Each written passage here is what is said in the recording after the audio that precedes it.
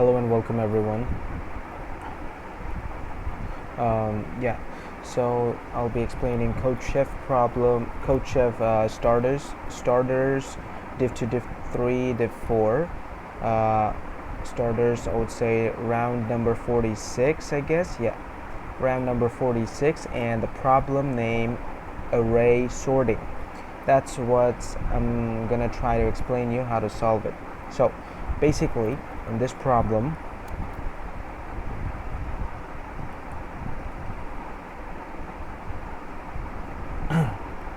okay, so basically in this problem, what you are just given an unsorted permutation P of length n, and your task is to make the permutation sorted, but you could only and you could you are allowed to do some operations if you want to make the permutation sorted. So what is going to be the operation? The operation is going to be that you would take any two numbers out of the unsorted permutation, and you have the ability to swap them, but there's a condition here. You can only swap two elements if their distance in between is k itself. So there's going to be an integer k which will be true for every operation. Okay, that's what they've actually demonstrated here. You will always swap p of I and p of I plus k. So any k, if you choose that k, objectively, if you choose that k, what happens is you cannot switch that k anymore. No matter how many operations you perform, you're going to have to stick with that k itself, and you're allowed to swap the two distinct values. Now finally you're going to have to output whether finally what you're going to have to output is that you're going to have to find out the maximum number of k such that the permutation p can be sorted using any finite number of operations, which is definitely the swap of this. Now I'm going to explain it. I'm going to try to explain it, of course, inside the drawing section, and that would be here.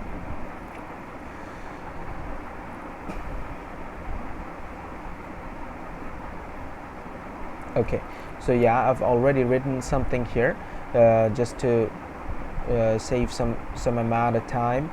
Now, okay, first of all, let's take an array as 7, 6, 5, 4, 3, 2, 1. Let's say this is our permutation unsorted array of length 7, and the arrays are like this. Our task would definitely be is to make it equal to the permutation, or should I say the sorted permutation 1, 2, 3, 4, 5, 6, 7. Now our goal would be to, now remember, let's forget about everything, just remember about the operations. Inside the operations, what we're given is we're gonna have to choose some k, and that k should be maximum k, and we're gonna also have to, I would say, output that maximum k, right? Maximum value of k. Okay, yeah, so we're gonna have to output the maximum value of k such that the operations that you're gonna make every time, you're gonna use that k, which is gonna be the maximum possible, eventually leading us to a should I say sorted permutational array. Now let's say k is equal to 2. Now when I say k is equal to 2, for example, let's say k is equal to 2, when I say that, it means that no matter how wherever you perform the swap operations between the two indices, their distance should be equal to 2 always. You cannot make it to 3. You cannot make it any number else apart from k equal to 2. Now which is eventually, let's say I can swap this 7 with 5 easily, because the distance, the indices distance between them is 2. As you can see, if this is 1, if this is 2, if this is 3, third index, so 3 minus 1 what? 2, which means k is equal to 2. But I cannot swap with the first index and the fourth index, or maybe the fifth index. I hope you get the point here. I hope you get the point here, what I'm trying to make you understand. So you can now you can also make another swap operations between the indices number 3 and 5, because their difference is 2. So you could do all those operations, but you're gonna need to remember one thing: the k should be same. Now this k should be same. This is actually one of the important observations that we need in order to solve this problem. Why is that? I'll explain it. But first of all, what we have to do, our main task is to sort the permutation, right? Now this is the sorted permutation. Now what we're going to try to do is we're going to try to analyze how many swap operations do we actually need in order to swap, in order to make the sorted permutations. For example, if let's say for this array, the number 7, we know in the sorted fashion the actual position of that number 7 is at 7th indices number 7, right? There you go, indices number 7. Similarly, the value 1, its actual position in sorted permutation is the indices number 1, but it's already in indices number 7. So if it's already is indices number 7 and it needs to get to 1 in order to in the sorted permutation, how many swaps does it actually need? Maximally, how many swaps does it actually need? How many values we have to go through to get there, to get its final destination? Now in terms of value 1, I can see that its initial indices is 7 and its final indices is 1. So 7 minus 1 would be equal to 6. Similarly, for the value 7, its initial indices is 1, but its final destination is 7th number index, so 7 minus 1 is 6. So I can see that for the value 7 and for the value 1, we need maximum of 6 number of swapping operations if we really want to make those values get to their final destination, make them get to their final destinations like that. That's exactly what I have written inside the third array. Okay, so each and every value is representing the number of swaps we need, such that that exact particular value could get to its final destination in when it comes to comparing or talking about in a sorted permutational fashion. Similarly for 2 and for 6, the value is going to be 4, because it needs maximum of 4 swap operations. For 5 and 3, maximum of 2 swap operations, and for 4, it's already is in its final destination, so we're gonna have to just output 0 in this case. So what are the values that are left? 2, 4, 6, 2, 4, 6, right? Now here's the tricky part, and as you can see, the values are different, right? So as the values are different, we cannot just claim any particular k, right? So we're gonna have to estimate some logical operations to come up with a solution of a maximum k, which eventually is gonna measure and give us a certain direction, such that we could swap those values and make the sorted permutations. Because as you can see right now, the values are different, right? It needs 6 swaps, it needs 4, it needs 2. There are no similar values here. So what can we do? What is the best way to make them come close to a common value? Remember, we're only considering values without 0.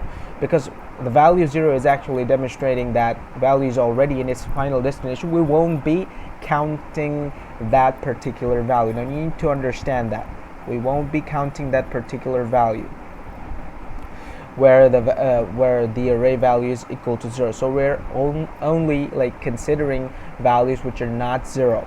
So the values which are not 0 and not similar, they're all like, take a look at it, they're not similar. 6 4 2 2 4 6, they're not similar values, they're different, but you can make them similar.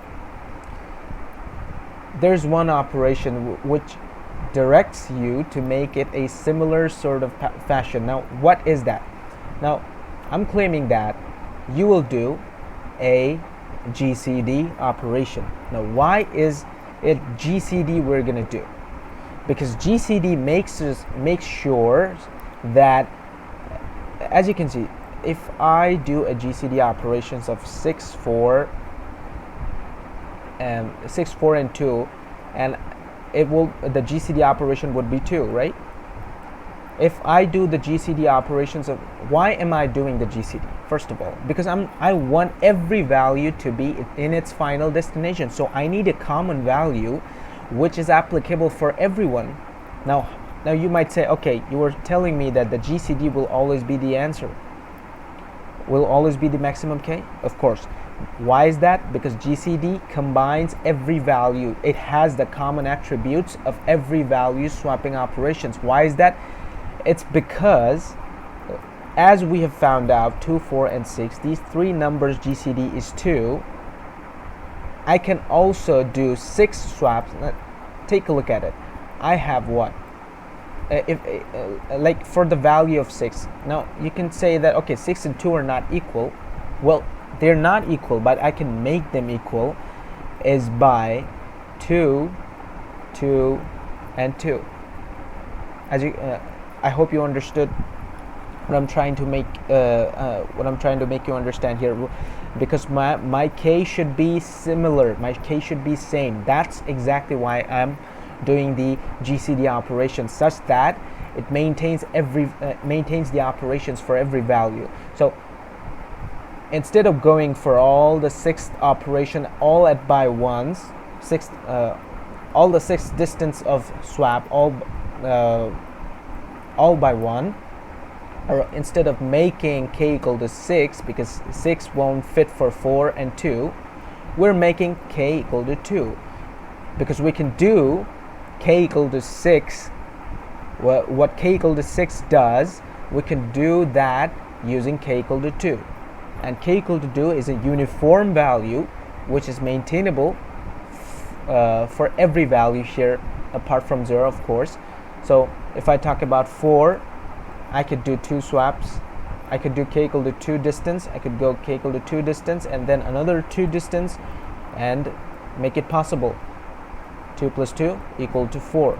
I could have also done something like that. I could have also used K equal to 1 and easily just make the permutation sorted, but that's not the point. The point is I have to maximize the K. Now how far I can maximize the K, that's exactly what my GCD is going to give me, and that's exactly what it gave. It gave 2. We cannot make it more than 2. If I make it more than 2, if I make K more than 2, I cannot possibly manage to make every single value a sorted one, to go to the final destination in the sorted permutational array. So I hope you understood the problem. Now let me take you to the code section here. Absolutely concise code. It was just the trickiest part was just the GCD part here, right there. Implementation is absolutely easy. You just have to find out for every value how many swaps we need to get to the final destination, and if it's not 0, you just push it to push it to and make the GCD operation, finally outputting the value, and that's exactly how we're going to solve this problem. So I hope you understood the solution. Till next time, goodbye.